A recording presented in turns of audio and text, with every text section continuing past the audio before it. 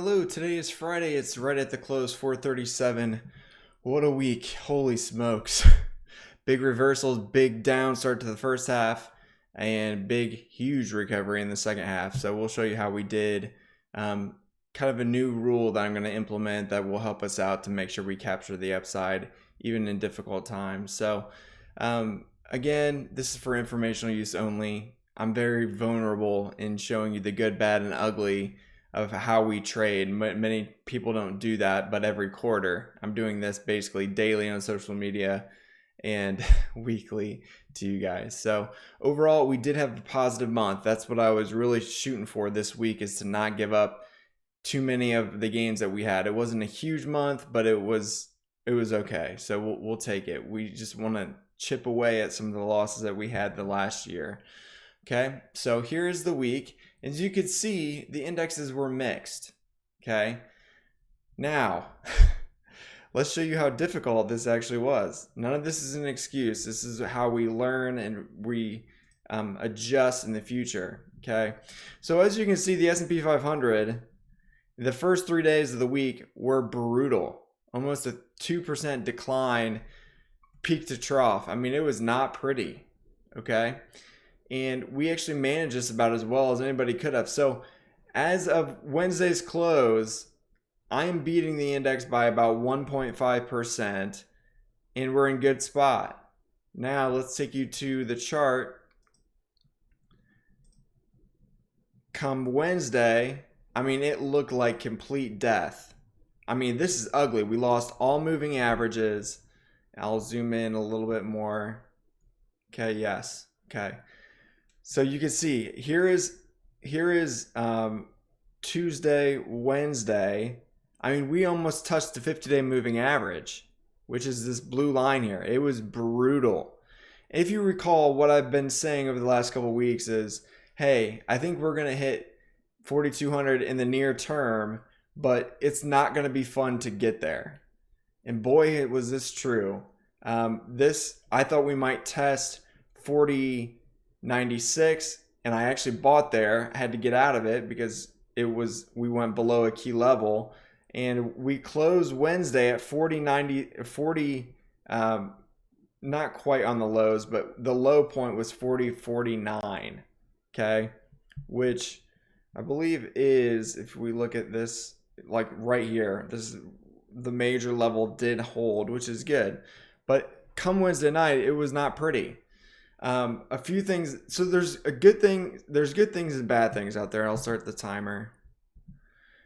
The good thing is mega cap tech, the Microsoft, Amazon actually reported well, but they gave up a 10% gain and lost it all.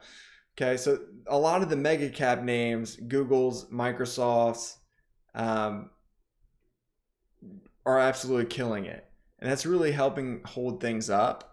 If you look at the performance, that's really the main gist. It wasn't the only areas that did well, don't get me wrong, but the reality is mega cap tech kind of saved the day, which is very possible to hold up the entire market. So again, here we are Wednesday night, and I'm thinking, okay, I'm in cash, I'm in good position here. If we gap up, I can adjust. So here's what happens Thursday. Thursday morning, of course, this is the overnight session, the purple and green. You gap up and you just go, and it gives you no chance to really get in. I mean, that is about as straight up move as possible.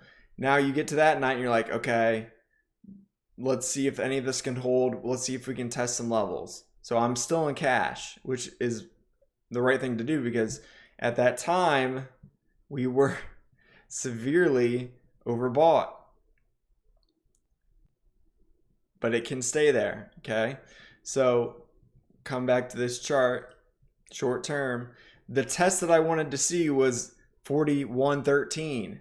We tested that on the dot, 41.13 overnight. Tested overnight, and boom, straight up move the entire day. There was a little more opportunity objectively Friday. I could have done better Friday, but it's just tough. That's tough. So how do we learn from this? What can I do to not miss these moves? Number one, breadth is still not pretty. As you can see, this is as of Thursday, but this will improve a little bit. But when I see this cross, that's a warning sign. And we did follow suit. Like if you look at the top right here, the goal was last week to hold 41, 41.28 and 41.17. I got out at 41.36 and 41.23. And so we were following rules perfectly. We went much lower, as you can see here, much lower than those levels. I mean, I got out at the perfect time. What I need to do better at is when it gets severely oversold, and this is the learning thing that I'm going to implement a rule. When you double touch like this, when you get severely oversold and it double touches, usually you're pretty much washed out. And so what I'm going to do in that situation, it doesn't always work, but many times it does, like boom, down, up. And so we're now severely overbought. I have some in because we are above a key level, and I think we could gap up Monday. But next week is FOMC, the Fed meeting. It's going to be difficult risk reward wise way up here. So just as I would be careful getting, not having positions on here long, I'd be careful doing anything crazy long here. Okay, so that's the learning thing that I'm going to implement. Anytime where I see this pattern, force 33% addition. Okay, so that's how we're going to prevent that in the future. Now, does this mean that we're just going to skyrocket from here? I don't think so. The reality is I think 4,200 will happen by the end of this week. It's going to be big moves, I think, just like this is. I think we're following the same pattern. Okay, so it wouldn't surprise me to see 41.80-ish and then potentially get a little bit of a rest. Okay, so overall, that's how the week ended. We lost the S&P 500 a little bit this week, which was unfortunate. We were beating by 1.5 at one point, then we just got smoked. So overall, it was a positive month. Wish it would have done better the last 2 days, but really, breadth is not ideal at this situation. It did improve, and I do have some on, just to be clear, but this is good short term. Let's see if we can continue next week. Okay, so that's the week. I'm going to keep things pretty light next week with a lot of big headlines, so we'll see what happens. See you guys.